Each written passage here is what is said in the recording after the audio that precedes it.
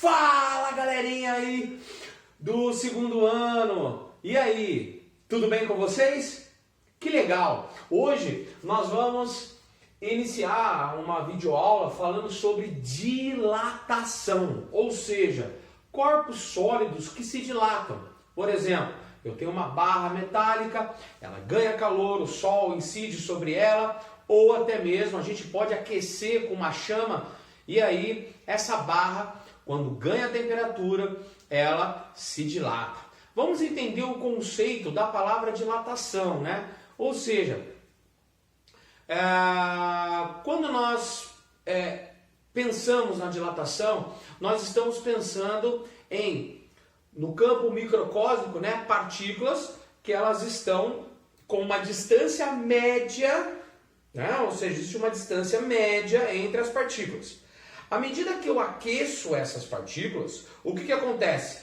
Elas começam a separar, ou seja, ficar cada vez maior essa distância média.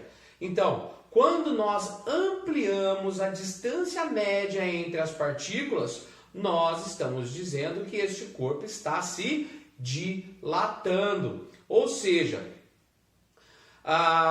significa também que para que ele tenha essa dilatação, na sua naturalidade ele vai ganhar calor. E a gente sabe que o aumento de temperatura, né, ou seja, uma grande transferência de energia térmica, ou seja, crescendo a temperatura de um corpo, essas partículas, à medida que a distância média aumenta, a agitação delas também aumenta, porque quanto mais distante, mais espaço elas têm para se agitar. E isso provoca um aumento de temperatura.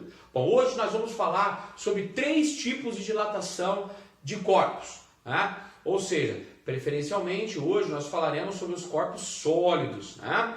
Então, os 3 tipos de dilatação são dilatação linear, quando eu tenho apenas uma dimensão dilatando, ou seja, pode ser o comprimento, pode ser a altura ou pode ser a largura.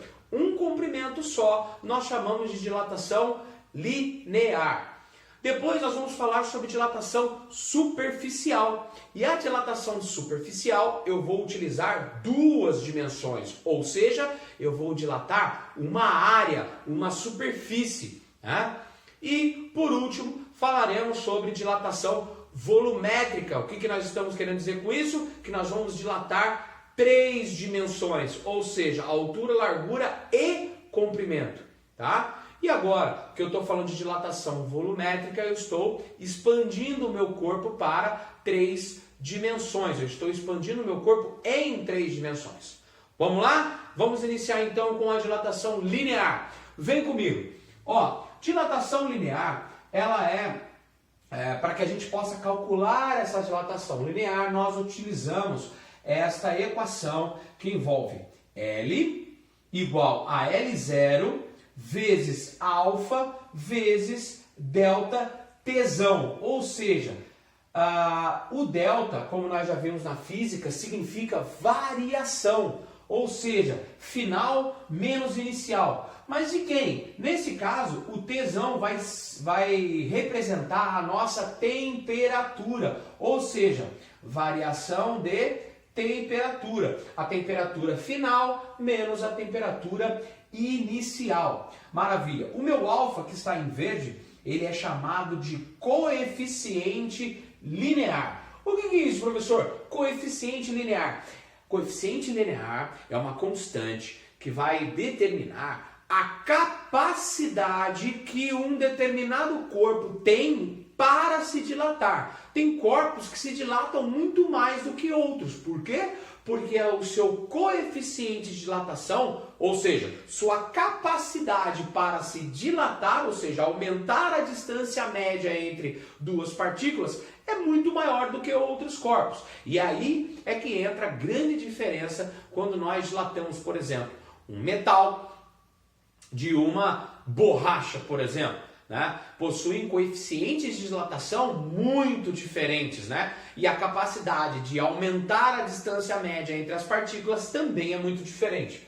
Muito bem, Passando de coeficiente linear, o meu L0 significa o meu comprimento inicial, o meu ponto de partida. É a minha barrinha ou o meu corpo que não ganhou temperatura para se dilatar, tá certo? Então, eu estou trabalhando com o valor inicial, sem a dilatação. E o meu comprimento final é depois que eu aumentei a temperatura. Eu vou ter um novo comprimento, obviamente maior do que o inicial, tá certo? Lembrando que nós estamos falando de dilatação de corpos sólidos, eu não estou entrando aqui em dilatação de líquidos.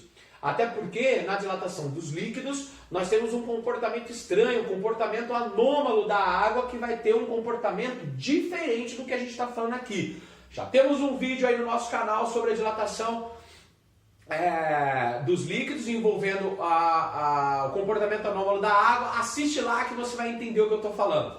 Bom, voltando aqui, o meu comprimento final é depois que eu ganho temperatura. Poxa, professor, mas como é que eu vou calcular o quanto se dilatou o corpo? É simples, é só eu pegar o comprimento final menos o que eu tinha no início, ou seja, comprimento inicial, e aí essa diferença vai me dar o quanto o corpo dilatou, ou seja, o quanto o corpo aumentou. Maravilha! Agora entramos em dilatação superficial, ou seja, a dilatação de uma área. Por exemplo, eu quero dilatar uma parede, eu quero dilatar uma chapa metálica, ou seja, eu estou falando de uma superfície, de uma área.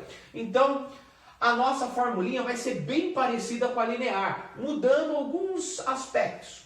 Eu vou ter agora como superficial o meu S, então vai ser S final igual a S inicial, ou seja, área final é igual a área inicial vezes. Agora entrou o beta aqui em laranja. Quem é esse beta?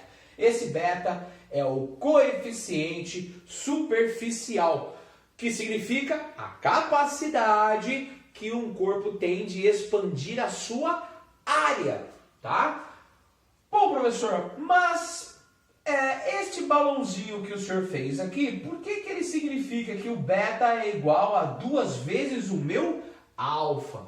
Porque nas grandes questões de vestibular, os vestibulares vão propositalmente colocar o que? Eles vão te dar esta informação, coeficiente linear, porque eles querem saber se você sabe esta relação entre coeficiente superficial e coeficiente linear. Basta apenas você multiplicar por 2 o valor do coeficiente linear, que você tem o beta, que é o coeficiente superficial. Maravilha! E como é que eu acho a dilatação dessa superfície? É simples, da mesma forma que o linear, só que agora utilizando as variáveis da superfície, ou seja, a área final menos a área inicial vai me dar a dilatação da minha superfície. Eu quero chamar a atenção de vocês para um conceito muito importante de dilatação superficial. Existem exercícios que vão trabalhar a ideia de um furo numa chapa.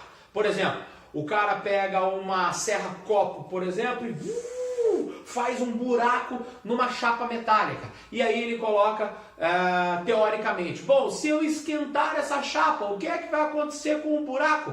É óbvio, pessoal, que se tudo está dilatando, o furo ou o buraco também vai aumentar, ele também vai dilatar. Não caiam nessa pegadinha, tá certo? O buraco ficar com o mesmo tamanho ou diminuir o buraco, porque você tem a ideia de que ele vai dilatar assim, e aí vai fechar o buraco. Não, na verdade ele vai se expandir, né? O movimento de expansão é para fora. Então o que vai acontecer? Da mesma forma que eu tenho a minha área se expandindo, o meu furo ou o meu buraco também expandirá, tá certo? Passando agora para a dilatação volumétrica, nós vamos perceber, olha só que interessante, ó. Eu deixei as fórmulas na mesma linha para que vocês possam perceber que a variação da temperatura ela está presente em todas as 3 fórmulas. E o que está mudando aqui, professor? O coeficiente. Porque como eu tenho uma dimensão só linear, 2 dimensões superficial, agora eu tenho 3 dimensões, vai ser o meu coeficiente volumétrico. Bom, Se eu tenho 3 dimensões, eu vou multiplicar o linear por 3. Pegou a manha, né? Superficial eu uso 2 dimensões, então eu multiplico por 2. 3 dimensões eu vou multiplicar por 3. E aí eu encontro o meu coeficiente volumétrico aqui da minha formulinha. Seguindo o mesmo padrão das fórmulas anteriores, eu vou ter o meu volume final e o meu volume inicial. Ou seja, professor, como é que eu vou achar a dilatação então? Bom, a dilatação eu vou encontrar da seguinte forma: volume final menos o volume inicial. Tá certo? Bom, com isso nós encerramos o estudo e a videoaula de hoje sobre dilatação dos corpos sólidos. Eu espero que isso ajude vocês a desenvolverem as atividades propostas para você que é meu aluno. E para você que não é meu aluno, eu espero ter ajudado você com essa ferramenta incrível da física e que você possa se inscrever no nosso canal, mete um dedão lá no like para fortalecer o nosso canal e aí você vai receber, ativando o sininho, você vai receber uma notificação sempre que uma videoaula nova chegar. Eu estou tentando desenvolver nesse período de quarentena o máximo de videoaulas possíveis. É claro que tem várias vertentes aí, internet, edição, eu estou apanhando bastante, aprendendo, mas o importante é que você não pare de exercitar a sua mente estudiosa, tá certo?